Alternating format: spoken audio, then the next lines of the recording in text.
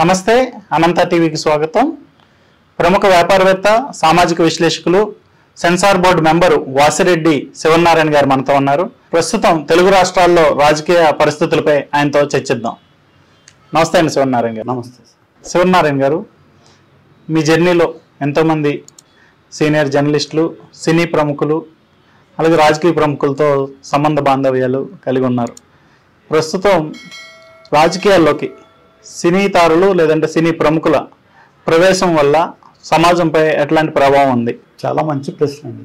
దీనికి అసలు బిగినింగ్ వచ్చి తమిళనాడులో కరుణానిధి, ఎంజీఆర్ వాళ్ళు అప్పుడు దాకా కామరాజ్ నాడారు స్వాతంత్ర సమరయోధుడు ఉన్న చాలా మంచి వ్యక్తి ఉన్న కాంగ్రెస్ పార్టీని వాళ్ళు అధికారంలోంచి అనాథుడే పడగొట్టడానికి ఈ యొక్క సినిమా గ్లామర్ ఆ రోజున తమిళనాడులో ఉపయోగపడింది. ఎందుకంటే కరుణానిధి గారు మంచి మాటల రచయిత, సినిమాలకి బాగా మాటలు రాసేవారు ఆయన ఆ రోజుల్లో. అలాగే ఎంజీఆర్ గారు హీరోగా యాక్ట్ చేసేవారు. ఈయన ఈ రాజకీయ డైలాగులతో మంచి సినిమాలు చేస్తే అది ప్రజల్లో బాగా నాటుకుపోయి ఆ ప్రాంతంలో ఏమైందంటే ఈ యొక్క సినిమా గ్లామర్తోనే ఆ రోజుల్లో కాంగ్రెస్ గవర్నమెంట్ని తమిళనాడులో పడగొట్టబడింది. అంటే దేశం మొత్తం మీద తమిళనాడులోనే ప్రారంభమైంది. తమిళనాడులోనే ప్రారంభమైంది. ఆ తమిళనాడులో ప్రారంభమయ్యి ఆ గ్లామర్తోనే, సినిమా గ్లామర్తోనే వాళ్ళు రాజకీయానికి వచ్చారు, రాజకీయాల్లోకి వచ్చారు, పైకి వచ్చారు, అధికారంలోకి వచ్చారు. అధికారంలోకి వస్తే ఇది అప్పుడు దాకా ఉన్న కామరాజు నాడారు అలాంటి మహామహులు ఉన్న తమిళనాడులోనే ఆ రోజుల్లో హై స్కూల్లో చదువుకుంటున్నాం. ఇంకా అంత టైంలో కూడా వాళ్ళు యొక్క ఆ సినీ గ్లామర్ వల్లే అధికారంలోకి రావడం వల్ల మిగిలిన రాష్ట్రాల్లో కూడా ఆ ప్రభావం పడింది. ఎందుకంటే చెన్నైలోనే అంటే అప్పుడు మద్రాసు, అక్కడే ఈ 4 భాషా చిత్రాలు కూడా అక్కడే తీసేవారు. తెలుగు నటులు అక్కడే ఉండేవారు, తమిళ నటులు అక్కడే ఉండేవారు. అదే పాండి బజార్లో మొత్తం మలయాళ నటులు, కన్నడ నటులు అందరూ ఉండేవారు అక్కడే.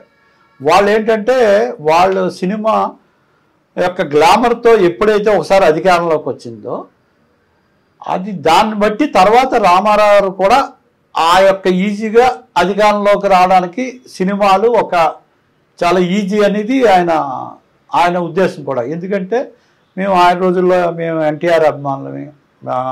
ఆ రోజుల్లో మేము ఆ స్కూల్ డేస్ నుంచి కూడా రామారావు అభిమానులు.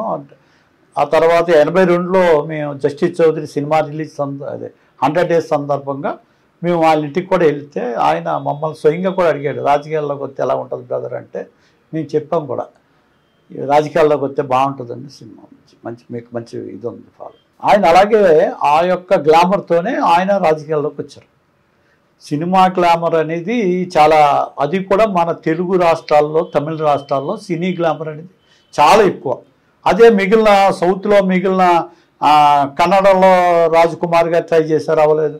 మలయాళంలో ఆ రోజుల్లో కూడా వాళ్ళు ట్రై చేశారు, అప్పుడు కూడా వాళ్ళు కాలేపోయారు. మిగిలిన నార్త్లో కూడా ఎవరు కూడా సినిమా గ్లామర్ పెట్టుకొని ఎవరు రాలేదు. ఓన్లీ ఇక్కడ చెన్నై బేసే సినిమా గ్లామర్ మెయిన్.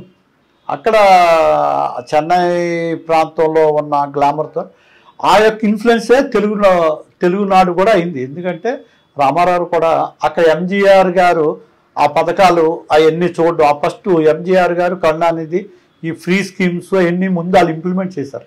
ఆ రోజుకి ఇక్కడ కాంగ్రెస్ గవర్నమెంట్లో ఆ రోజుకి వచ్చి స్కీమ్స్ లేవు, ఏదో పరిపాలన నడిచేది నడిచేది. వీళ్ళు ఎప్పుడైతే అక్కడ స్కీమ్స్ వచ్చాయో ఆ స్కీమ్స్ చూసి ఈయన కూడా ఇక్కడ బియ్యం స్కీమ్ ఒకటి పెట్టారు, కిలో 2 రూపాయలు. కిలో 2 రూపాయలు.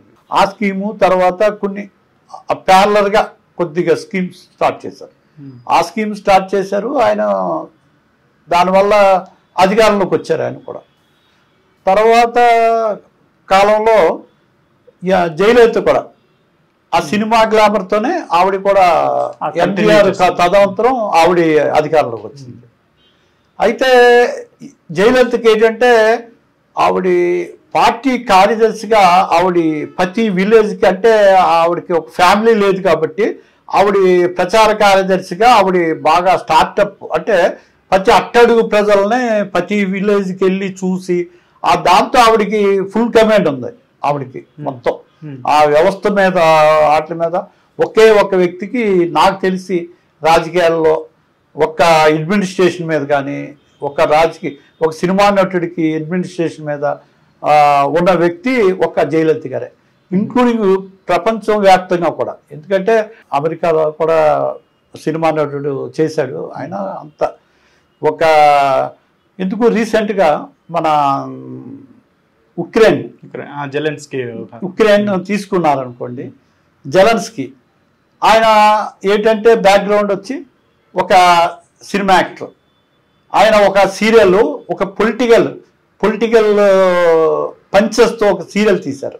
దాంట్లో ఆ సీరియల్ జనాలకు అందరికీ బాగా ఎక్కింది. ఎందుకంటే ఆ డైలాగ్స్ ఆ డైలాగులు విని వాళ్ళు ఏం చేశారంటే ఒక 1 yearలో అతనే మా హీరో అనుకున్నారు. అది నిజంగా అప్పుడు దాకా ఆయన చిన్న కమెడియన్, యాక్చువల్గా కమెడియన్ వల్ల ఒక్కసారి ఏంటంటే ఆయన పోటీ చేస్తే ఆయన ఆయన ప్రెసిడెంట్గానే ఎన్నుకున్నారు.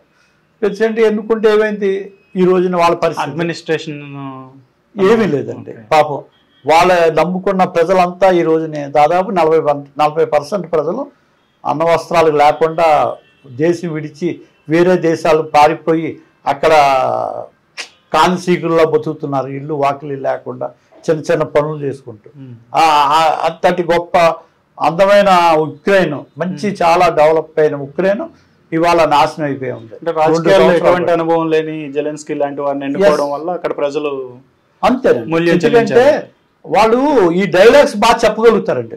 ఎందుకంటే సినిమా వాళ్ళు ఒక డైలాగ్స్ చెప్పాలంటే వాళ్ళకి ముందు రిపీట్గా వాళ్ళు ప్రాక్టీస్ చేస్తారు ఒక డైలాగ్ని. లేకపోతే వాళ్ళు ఏం చేస్తారంటే సినిమాల్లో కూడా మామూలు యాక్ట్ చేస్తుంటారు, డైలాగ్స్ తర్వాత రికార్డింగ్ టైంలో డైలాగులు ఉచ్చరించడం అది చక్కగా చేస్తారు.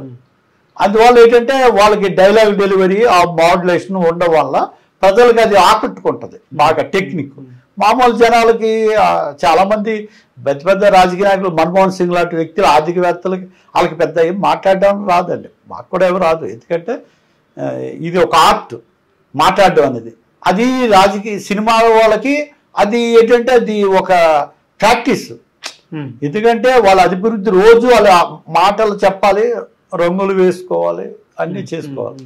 అది వాళ్ళకి వృత్తి ధర్మం. ఆ వృత్తి ధర్మం అక్కడ బాగుంటుందండి. అక్కడ సినిమాల్లో అలా చేయడం వల్ల ప్రజలు కొంచెంసేపు 2 గంటలు హ్యాపీగా ఉంటారు, ఏదో కొంచెం చూస్తారు, లేకపోతే మంచిగా ఉంటుంది. కానీ అదే ఇప్పుడు ఎస్వి రంగారావు గారు మా చిన్నప్పుడు ఉండేవారు. ఆయన పాతాళ భైరవిలో మాంత్రికుడు వేసేవాడు. ఆయన ఇలాగ దండం తిప్పితే ఇలాగ ప్యాలెస్ వచ్చేది, లేకపోతే బొమ్మను ఎలా అంటే ప్యాలెస్ వచ్చేది. అది నిజ జీవితంలో రావు. ఆ సినిమా వాళ్ళకైతే అది ఏంటంటే వాళ్ళు ఆ సినిమా దీంట్లో ఏంటంటే అదే నిజం అనుకుంటారు. ఇప్పుడు మన రాజు క్యారెక్టర్ అయితే మనమే రాజు, మనమే ఔరంగజేబు, మనమే అక్బరు, మనమే ఇది అనుకొని ఎప్పుడైతే అనుకున్నామో మనుషుల్లో ఆ రకమైన అహం వస్తే వాళ్ళు ఆ యొక్క ఎఫెక్ట్ పేదపదం మీద పడుతుంది. ఇప్పుడు ఏ వ్యక్తి అయినా ఎఫెక్ట్ తప్పుడు నిర్ణయాలు ఆ కుటుంబం మీద పడితే ఆ కుటుంబం ఒకటే పాడవుతుంది. ఒక రాజకీయ నాయకుడు ఒక దేశానికి సంబంధించిన, ఒక రాష్ట్రానికి సంబంధించిన, లేకపోతే ఒక ముఖ్యమైన ఒక నగరానికి సంబంధించిన వ్యక్తి, అతనికి ఒక పరిపూర్ణమైన ఆర్థిక వ్యవస్థలో కానీ ప్రతి చిన్న వ్యక్తి కూడా అడ్మినిస్ట్రేషన్ మీద పట్టు ఉండాలి. అడ్మినిస్ట్రేషన్ మీద ఉండాలి. అతనికి ఎవరైనా వ్యక్తి పైకి రావాలంటే ఆర్థికంగా డెవలప్ అవ్వాలి. ఆర్థికంగా డెవలప్ అవ్వాలంటే ఒక ప్లానింగ్ ఉండాలి. ఆ ప్లానింగ్ లేని వ్యక్తి ఆయన ఎప్పటికీ డెవలప్ కాలేడండి. ప్లానింగ్ లేని వ్యక్తి రైతే డెవలప్ కాలేడు. కారణం ఏంటంటే ఏ టైంకి వర్షం వస్తే ఆ టైంకి నాటుకోవాలి, ఏ టైంకి కోతకు వస్తే ఆ టైంకి కోత కోసుకోవాలి. That is the administration. ఆ టైంకి చేయకుండా ఇంకో టైంకి చేస్తే ఆ పంట రాదు, ఆ ఫలితం రాదు. అందుకని అలాంటి ఒక వ్యక్తి చేస్తే తప్పు ఒక కుటుంబం మీదే పడినప్పుడు ఒక దేశం మీద పడాలంటే దానికి జెలెన్స్కీ ఉదాహరణ. ఒక జెలెన్స్కీ వల్ల ఒక దేశం ఒక 100 సంవత్సరాలు ఆ కుటుంబాలన్నీ వెనకపోయాయి. నాట్ ఓన్లీ ఒకరు కాదు, 100 ఆ కుటుంబాలు మొత్తం దేశంలో కుటుంబాలన్నీ వెనకపోయాయి. వాళ్ళు ఎంతో మంది కాన్సిలో పారిపోయారు, వలస పారిపోయారు, చాలా మంది చనిపోయారు.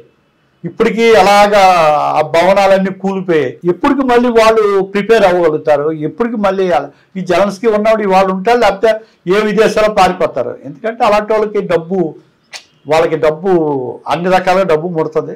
వాళ్ళు విదేశాల్లో వెళ్ళినా వాళ్ళు ఉండగలుగుతారు. సామాన్యుడు ఎక్కడికి వెళ్ళగలుగుతాడు?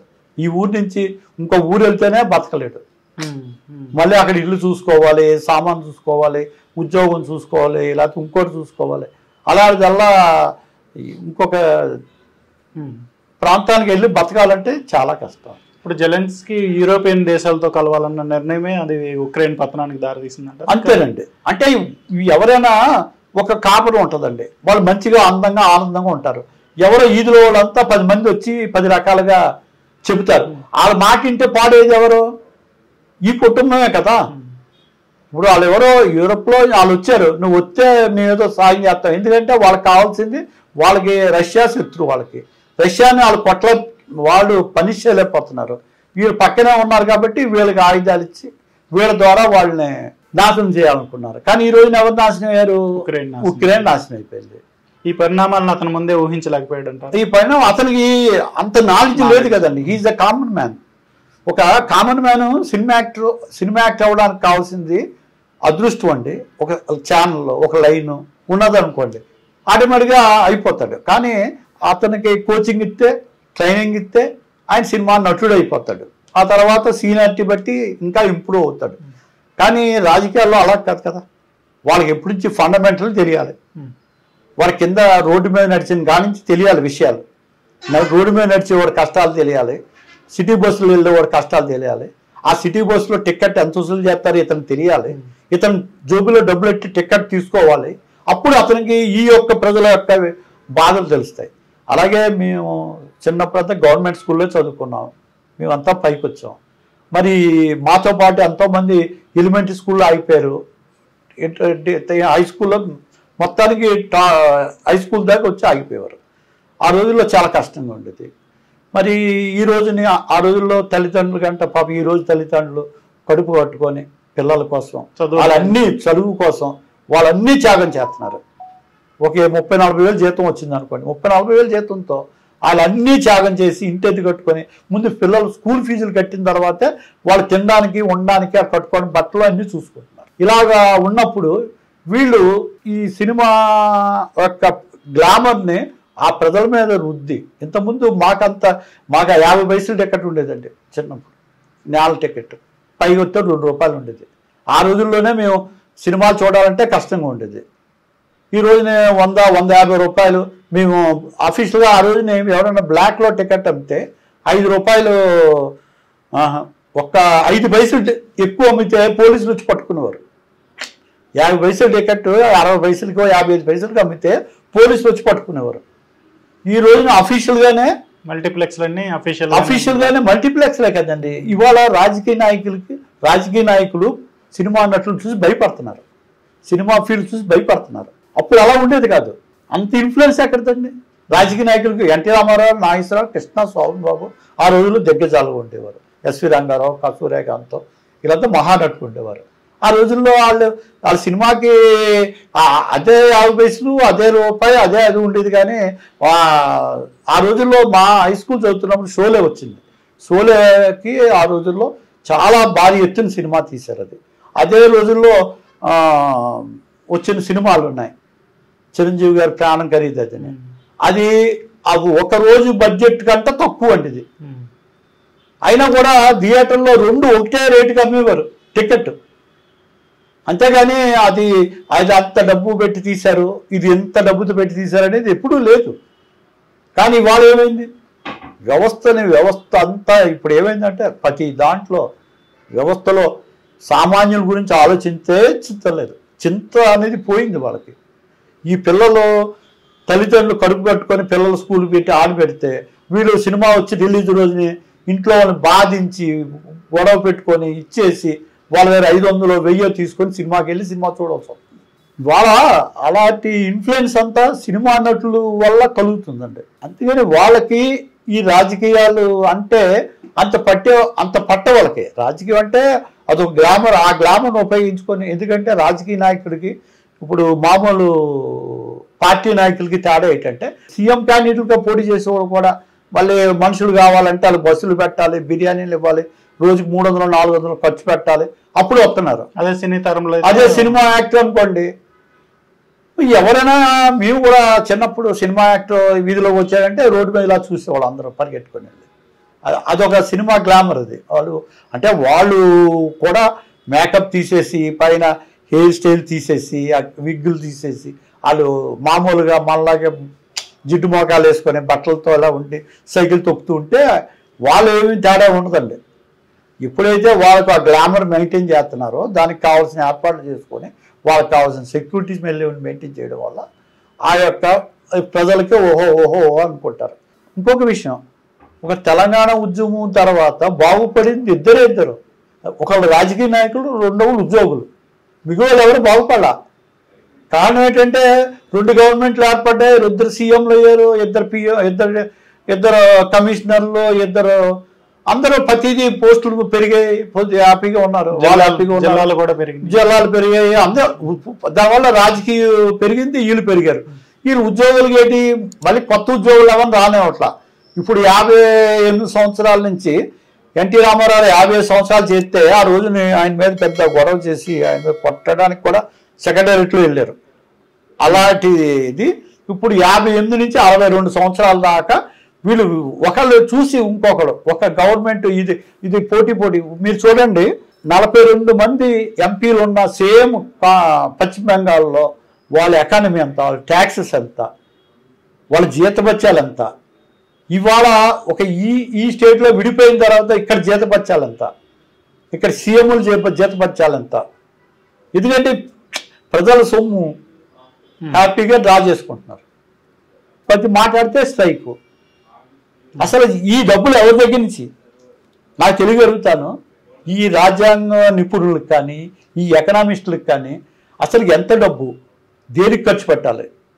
ఒక పలానా ఎగ్జాంపుల్, ఒక సంస్థలో ఒక ఇంట్లోనే, ఎందుకంటే ఇంట్లోనే మనం వచ్చిన జీతంలో ఒక పని వాళ్ళకి కానీ డ్రైవర్కి కానీ ఎంత మీకు వచ్చే జీతంలో ఎంత వరకు మీరు ఖర్చు పెడతారు వాళ్ళకి.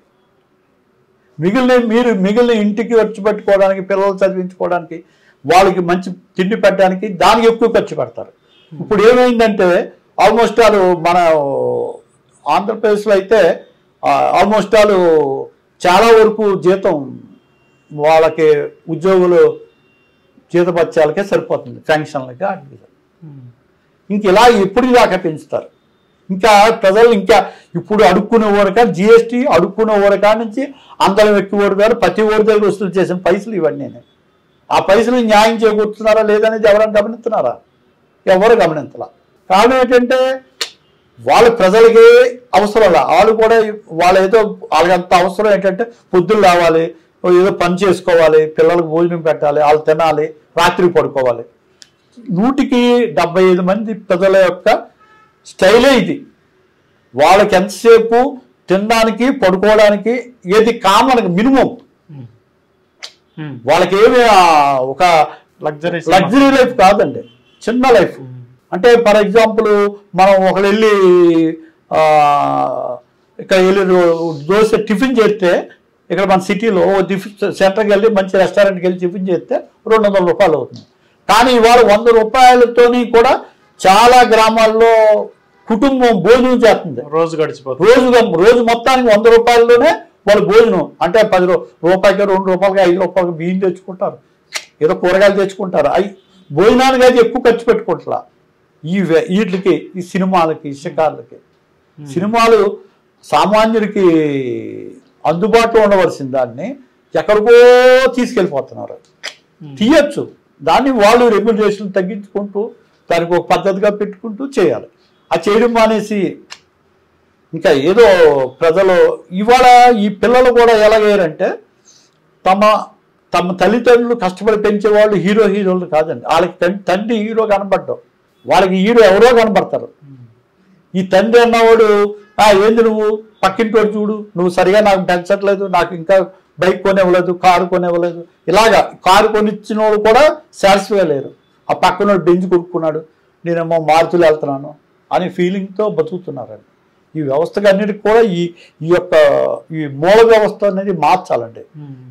ఈ మూల వ్యవస్థకి ఈ రాజకీయాల్లో కొద్దిగా ఎకనామిక్స్ మీద కూడా శ్రద్ధ ఉన్నవాళ్ళు, సోషలిజం మీద కూడా శ్రద్ధ ఉన్నవాళ్ళు, ఇలాంటి మళ్ళీ తర్వాత ఒకసారి కాలినడకన కూడా తిరుగుతున్న వాళ్ళు, బస్సుల్లోని ట్రైన్లో కూడా ప్రయాణం చేసేవాళ్ళు, అలాంటి వాళ్ళు రాజకీయాల్లో ప్రజలు ఎన్నుకుంటే అది ఏమైనా వాళ్ళ సాధక బాధకాలు వాళ్ళకి తెలుస్తాయి, అర్థం అవుతుంది. ఆ టికెట్ పెంచినప్పుడు ఆ కష్టం తెలుస్తుంది, అసలు ఏమవుతుందో తెలుస్తుంది. ఇవాళ ఏంటంటే వాళ్ళకి చేసేవాళ్ళు వేరే వాళ్ళు ఉంటారు, పెంచేవాళ్ళు వేరే వాళ్ళు ఉంటారు. కానీ వీళ్ళు ఏమి పూర్వలాగా ఇంకా తిట్టుకుంటున్నారు, ఎక్కుతున్నారు అంతే. వాళ్ళేమి ప్రతిఘటన శక్తి కోల్పోయారు. కారణం ఏంటంటే పూర్వం ఎక్కువ ఉండేది, ఇప్పుడు స్వాతంత్రం మేము నా చిన్న 1వ తరగతిలో ఫస్ట్ నెహ్రూ గారు ఉండేవారు, ఫస్ట్ ప్రైమ్ మినిస్టర్. అక్కడి నుంచి చూస్తున్నాం. కానీ ఇంకా ఒక గుడ్డిలో మీద ఎలాగంటే మన భారతదేశానికి ఇప్పుడు దాకా వచ్చిన ప్రైమ్ మినిస్టర్లు కొద్దిగా మంచి వ్యక్తులే ఈ రోజు వరకు. ఎందుకంటే వాళ్ళు ఏమి మళ్ళీ వాళ్ళు తలుచుకుంటే లక్షలు కాదు అండి, 50 లక్షల కోట్లు 2 లక్షల కోట్లు కూడా సంపాదించుకోవచ్చు. ఎందుకంటే ఇవాళ సీఎంలు చేసేవాళ్ళు కూడా 1,00,000 కోట్లు అంటున్నారు, ఒక ఈ కార్పొరేట్ చేసేవాళ్ళు కూడా ఇంత ఫిగర్ అని పెట్టుకుంటున్నారు. ఇంకా ఎమ్మెల్యే అంటే కూడా చూడండి కొన్ని పేపర్లలో రాస్తున్నారు. ఇప్పుడు ప్రధానమంత్రులుగా మన మన్మోహన్ సింగ్ గారు కానీ, పివి నరసింహారావు గారు కానీ చేపట్టిన ఆర్థిక సంస్కరణల వల్ల ఇండియా ఈ రోజు ఈ స్థాయిలో ఉన్నది అని అంటారు. అవునండి, దాన్ని మీరు చెప్పింది కనెక్ట్ అవుతుంది. అవునండి. ఎందుకంటే వీళ్ళు కొంత బాటం నుంచి వచ్చిన వాళ్ళండి. ఇప్పుడు పివి నరసింహారావు కూడా కింద నుంచి వచ్చిన వాళ్ళు, కింద చిన్న పదవి నుంచి పైకి వచ్చారు. అలాగే మన్మోహన్ సింగ్ వచ్చి ఆయన ఎకనామిస్టు, ఆయన చదువు ఆ చిన్న ఉద్యోగం అందులో ఉద్యోగం చేసుకుంటూ అలా పైకి వచ్చి అనుకోకుండా ఫైనాన్స్ మినిస్టర్ అయ్యాడు. అందుకని వాళ్ళు ఏంటంటే వాళ్ళ లివింగ్ స్టైల్ ఇప్పటికీ అలాగే ఉంటుందండి. పివి నరసింహారావు లివింగ్ స్టైల్ కానీ వాళ్ళ లివింగ్ స్టైల్ అలాగే మామూలుగానే ఉండేది. ఇప్పుడు రాజకీయాల్లో కొత్త ట్రెండ్ ఏంటంటే ఒక ఎమ్మెల్యే ఇతడికి 10 స్కార్పియోలు కావాలి, ఒక పెద్ద హడావుడి కావాలి, హంగు కావాలి, ఇవన్నీ అవసరం. వీళ్ళు ఏమనుకుంటున్నారంటే మేము గడిచిపోయి మా పిల్లలు బాగుంటే చాలు అనుకుంటున్నారు చాలామంది. అంటే నాట్ ఓన్లీ రాజకీయ నాయకులు, ఉద్యోగస్తులు కానీ, రాజకీయ నాయకులు కానీ, కొంతమంది వ్యాపారవేత్తలు కానీ, వాళ్ళ పిల్లలు బాగుంటే మేము సంపాదించుకున్నాం కదా, వాళ్ళు బాగుంటే చాలు అనుకుంటున్నారు. కానీ ఈ పాపులేషన్ ఎలాగా రాబోయే తరాలు ఎలాగా ఇప్పటికే ఉద్యోగాలు ఎక్కడి నుంచి చెప్తారండి. వాడు అంటాడు, ఇంకొకరు అంటారు మీరు గవర్నమెంట్ ఉద్యోగాలు వేసేయండి, గవర్నమెంట్ ఉద్యోగాలు ఎక్కడి నుంచే ఎవరు ఇస్తారు డబ్బు? ఈ డబ్బు ఇవ్వడానికే ఈ పనులకే జనాలు చాలా కింద మీద పడుతున్నారు. ఇంకా పనులు వేసి తెస్తే మేము తింటాం. ఈ ఊళ్ళో ఊరు మొత్తానికి 2 ఉద్యోగం వచ్చింది అనుకోండి, ఈ ఊరందరినీ వీళ్ళు పోషిస్తారా? వాళ్ళు ఆ 2 కుటుంబాలే బాగుంటాయి. వాళ్ళకి జీతాలు కావాలి, లంచాలు కావాలి, అన్నీ కావాలి, వాళ్ళకి సెక్యూరిటీ కావాలి, వాళ్ళకి పెన్షన్లు కావాలి. ఈ మిగిలిన ప్రజలు ఎవరు అవసరం. సూర్యనారాయణ గారు, మీరు ఎన్టీఆర్ అభిమానిగా ఉన్నారు. అవును. ఎన్టీఆర్ సినిమాల్లో దైవాంశ సంభూతులుగా కొలవబడ్డారు. అట్లాగే రాజకీయాల్లోకి వచ్చి 8 నెలల్లోనే పార్టీని స్థాపించి అధికారంలోకి వచ్చారు. అట్ ది సేమ్ టైం అదే ఎన్టీఆర్ గారు 2 సార్లు తన అధికారాన్ని కోల్పోయారు. రాజకీయాల్లో ఆయన సక్సెస్ అయినట్ట, ఫెయిల్ అయినట్ట? యాక్చువల్గా ఆయన రాజకీయాల్లో వచ్చింది అది ఏంటంటే ఏదో ప్రజలకు ఏదైనా సేవ చేద్దాం అనేది వచ్చాడండి ఆయన. యాక్చువల్గా ఆయన ఏంటంటే ఈ డబ్బు కూడబెట్టుకుందాం ఆ కాన్సెప్ట్ కాదు. ఎందుకంటే ఆయనకి ఆ డబ్బు సంపాదించిన డబ్బు పిల్లలకి అందరూ ఆయన ప్రజలకి ఏం డబ్బు ఇచ్చేవాడు కాదు. ఎందుకంటే ఎగ్జాంపుల్ 1977లో మేము డిగ్రీ సెకండ్ ఇయర్ చదువుతున్న టైంలో ఉప్పెన వస్తే దాదాపు 70,000 మంది సుమారు చనిపోయారు. చనిపోయినప్పుడు కూడా రామారావు, నాగేశ్వరరావు చెరొక 8,000 రూపాయలు డొనేషన్ ప్రకటించారు. అంత పెద్ద ఉప్పెనికి అంతమంది అంత ఎస్టాబ్లిష్ అయిన యాక్టర్లు. సినిమా కృష్ణ గారు ఆ రోజుల్లోనే 77లో 1,00,000 రూపాయలు హైయెస్ట్ అమౌంట్ ఆయనే ప్రకటించాడు. అలాగా వీళ్ళు అప్పుడు ఏమన్నారంటే మేము వేస్తే గొప్ప కాదు, ప్రజలందరితో ఊరూరా నాటకాలు వేసి టికెట్లు సంపాదించి అలాగా సుమారు ఆ రోజుల్లో 5-6 లక్షల రూపాయలు సంపాదించి ఇచ్చారు.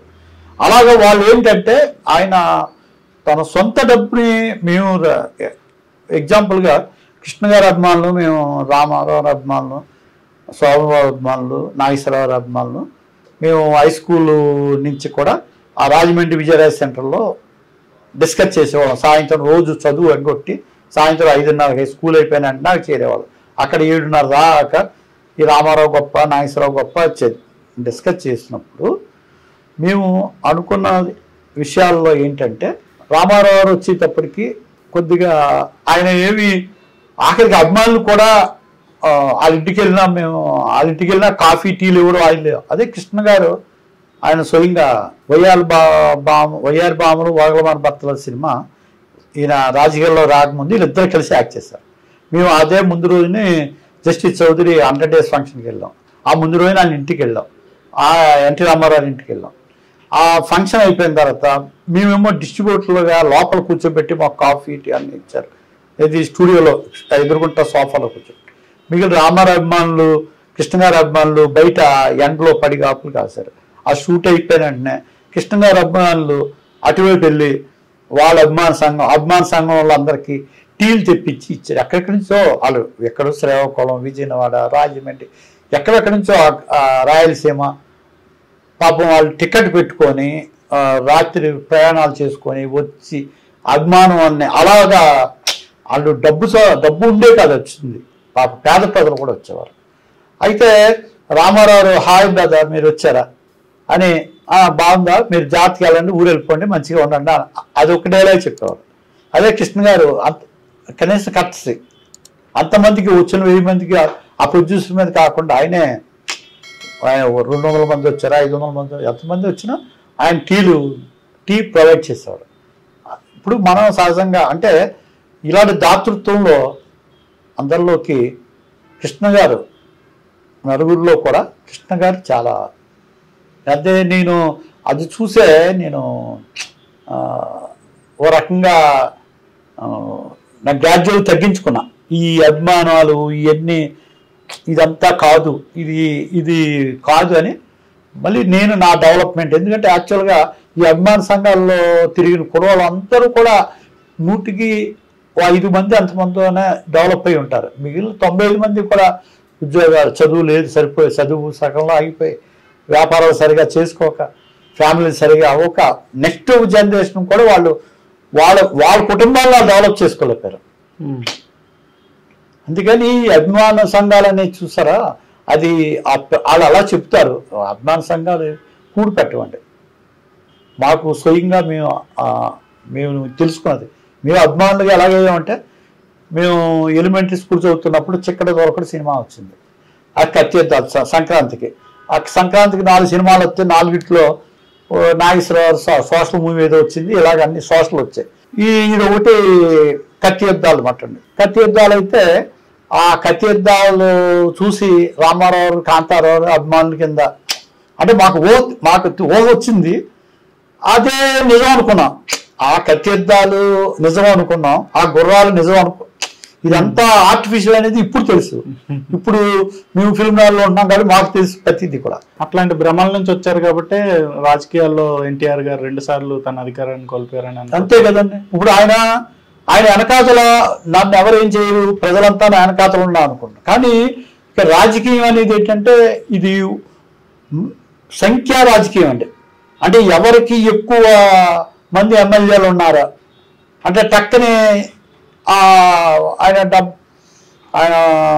84లో ఆయన బైపాస్ తీసుకొని అమెరికా వెళ్తే ఇక్కడ నాదెళ్ల భాస్కర్ రావు అంటే వాళ్ళు కూడా ఒక రకమైన ఇబ్బంది ఉందండి. అంటే ఇబ్బంది లేదని కాదు, ఇటువైపు జస్టిస్గా ఆలోచిస్తే వాళ్ళు కూడా ఇబ్బంది పడ్డారు. ఎందుకు ఇబ్బంది పడ్డారంటే ఈయన రాజకీయాల్లోకి నాదెళ్ల భాస్కర్ రావు సహాయంతోనే వచ్చారు ఈయన. ఎందుకంటే ఈయనకి ఇండివిజువల్గా ఈ ఎస్టాబ్లిష్మెంట్ తెలియదు, పొలిటికల్ ఎస్టాబ్లిష్మెంట్.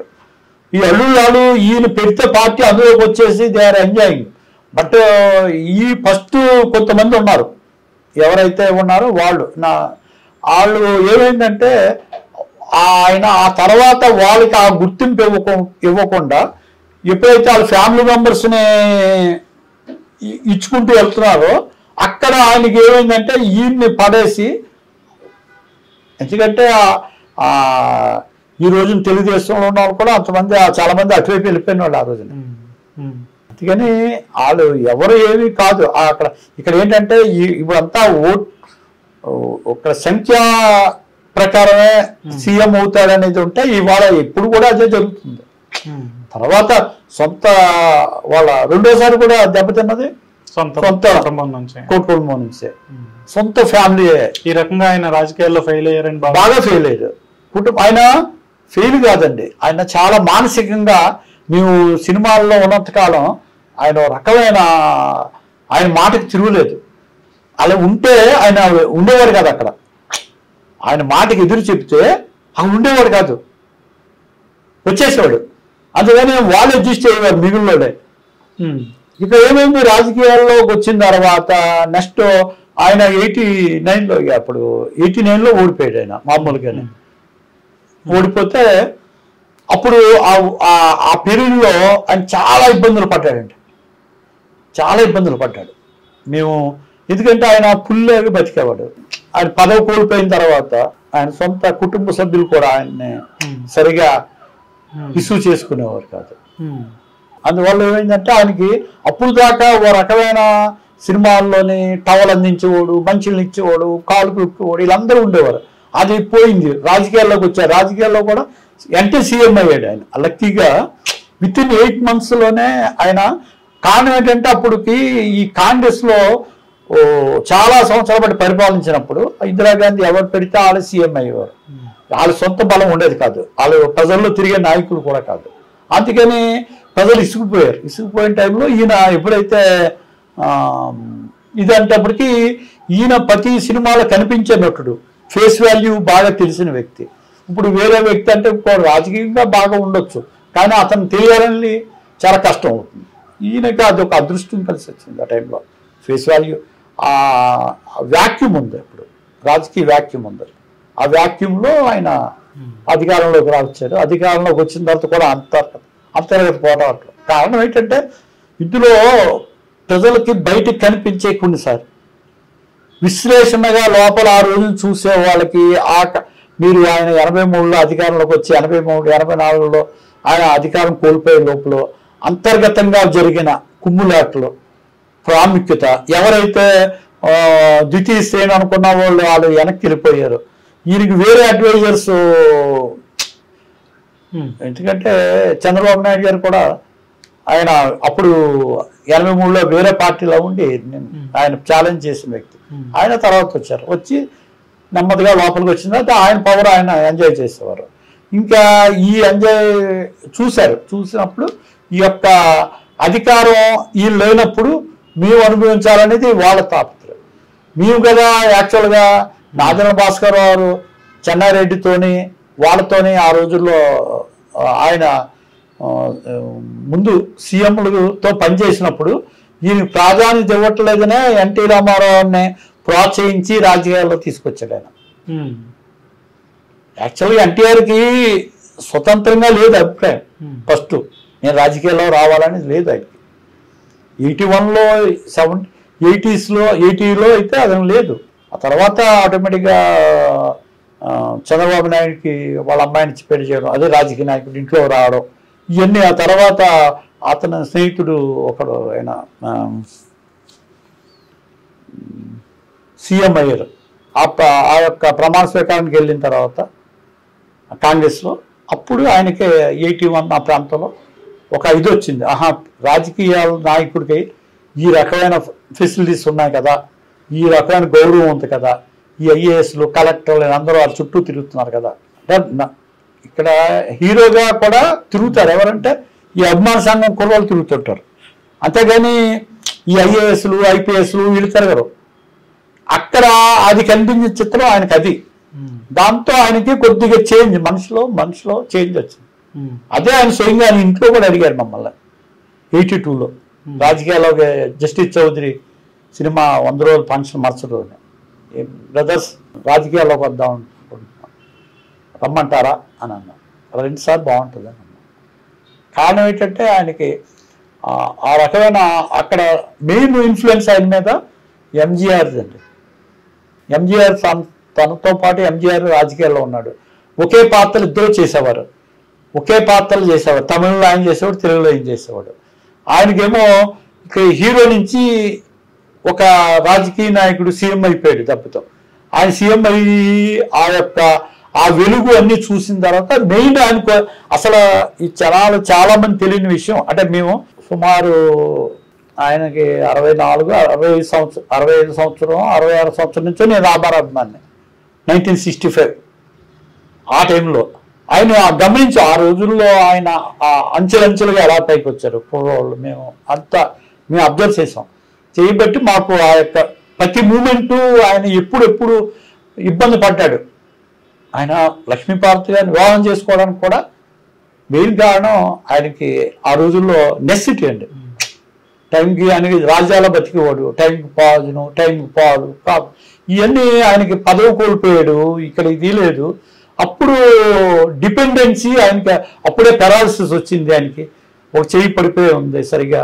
ఈ టైంలో ఆయనకి ఒక ఇతరుల ఆప్యాయత వెనకాతల ఓదార్పు, ఆ ఓదార్పు కోసమే ఆయన ఆ అమ్మాయిని లక్ష్మీపార్వతి గారిని వివాహం చేసుకున్నాడు.